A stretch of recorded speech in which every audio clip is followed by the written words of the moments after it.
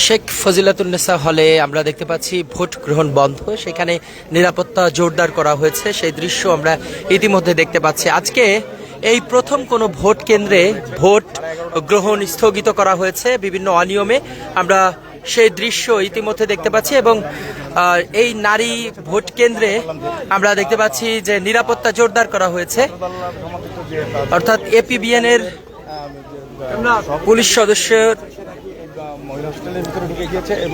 নিরাপত্তা সেটি জোরদার করা হয়েছে।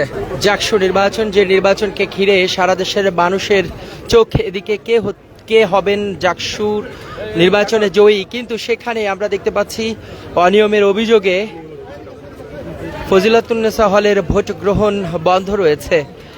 পাশাপাশি নিরাপত্তা জোরদার করা হয়েছে এবং কি কারণে বন্ধ রয়েছে সে বিষয়ে যদি একটু স্পষ্ট করতে চাই, যে আজকে একজন পুরুষ ভোটার, তিনি ভোটার প্লাস হচ্ছে প্রার্থী, তিনি ঠিক এই কেন্দ্রের ভিতরে, যেহেতু এটি একটি নারী আবাসিক হল, সেই হলের ভিতরে এই ভোট গ্রহণ হচ্ছে, যেখানে পুরুষ ভোটার অথবা পুরুষ প্রার্থীদের ঢোকা এবং প্রবেশ পুরোপুরিভাবে নিষিদ্ধ।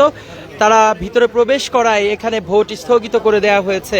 এবং আমরা অনেকের সাথে কথা বলেছি, তারা বলছেন যে বিভিন্ন প্রোপাগান্ডার কারণে অবৈধভাবেই আসলে এই ভোট গ্রহণ বন্ধ করা হয়েছে, এমন সব অভিযোগও আমরা দেখেছি কয়েকজন প্রার্থী আমাদের কাছে করেছেন। এবং বিশেষ করে এখন এই মুহূর্তে এখানের অবস্থা পরিস্থিতি অনেকটাই থমথমে অবস্থা।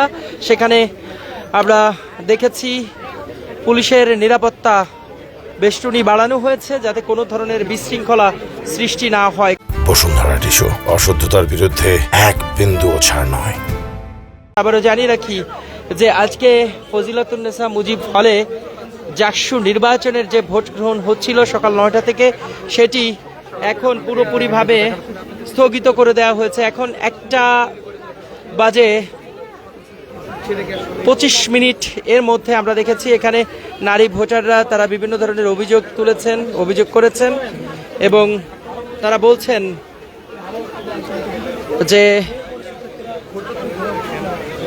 এখানে একজন ভিপি প্রার্থী তিনি ভিতরে প্রবেশ করায় মূলত এই ভোট স্থগিত করে দেয়া হয়েছে।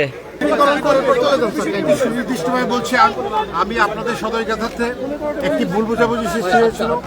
আমাদের শিক্ষার্থীরা অধীর আগ্রহে অপেক্ষা করছিল ভোট দেওয়ার জন্য এবং সেই ভুলটা সবাই বুঝতে পেরেছেন এবং ভোট গ্রহণ প্রক্রিয়া আবার পুনরায় শুরু হয়েছে। এটা কিছুই না যে এই মোহনার ভাই বোমটা কি এতই গেছেন কেন, যে মার্কার দিয়ে যে পার্মানেন্ট মার্কার ইউজ করে কালিটা দিচ্ছিল, সেই কালিটা একটু দূরে দিচ্ছিল এবং কালিটার দূরে দেওয়াতে সেটা নিয়ে একটু কথা হয়েছে। এখানে সেটা আমার কাছে রিপোর্টেড হয়নি, আমরা যেটা দেখেছি এবং আমরা পরবর্তীতে ওখানে কথা বলেছেন, সকল শিক্ষার্থীরা ছিলেন এবং যারা ছিলেন তারা বলেছেন এবং সবাই আবার ভোট গ্রহণ প্রক্রিয়া পুনরায় শুরু হয়েছে। আচ্ছা, অন্য হলের প্রার্থীরা কি করে ঢুকলো এবং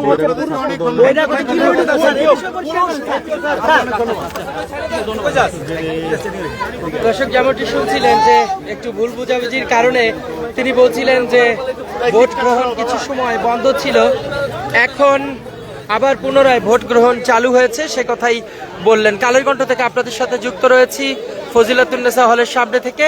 কিছুক্ষণ আগে এখানে ভোট গ্রহণ বন্ধ থাকলেও এই মুহূর্তে আবারও ভোট গ্রহণ চালু হয়েছে।